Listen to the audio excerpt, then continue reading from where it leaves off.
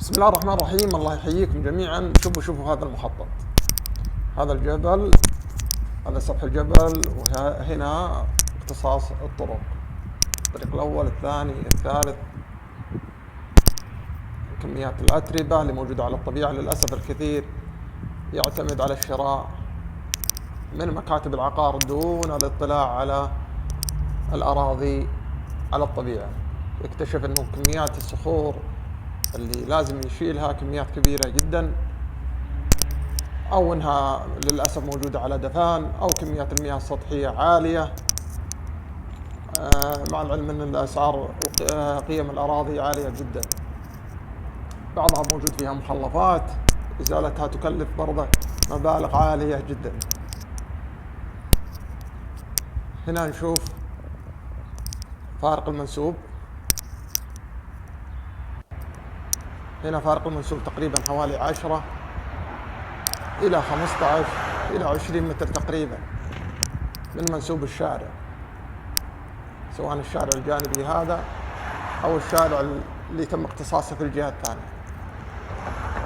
طبعا تكاليف إصلاح الأراضي هذه عالية جدا ومكلفة، وكان يتوجب على الجهة المشرعة عدم إجازة مثل هذه المخططات.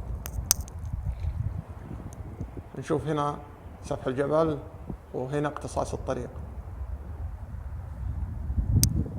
كان الواجب للمحافظة على الهضاب هذه اللي موجودة ومحاولة استغلالها سواء إطلالات.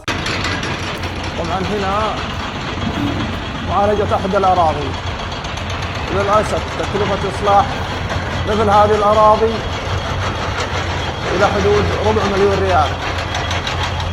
تشتري أرض بقيمة عالية جدا وتكتشف أنك تضطر إلى إصلاحها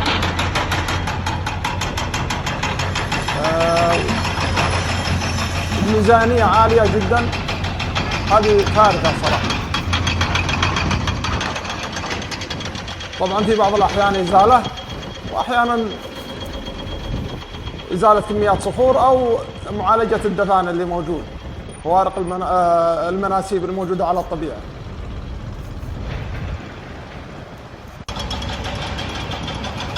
كميات من الصخور إزالتها تحتاج إلى شهر أو شهرين، مع وجود 3 و4 دقاقات في الموقع، مع إزعاج الجيران. أسأل الله المعونة. لذلك نشدد على وجوب الوقوف على الطبيعة، على الأراضي، والاطلاع على عيوبها وكيفية إصلاحها قبل شراء. للأسف أغلب من يتورط في مثل هذه الأراضي للعنصر النسائي للأسف.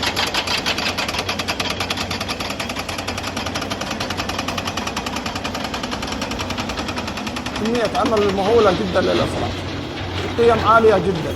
نسأل الله التوفيق للجميع.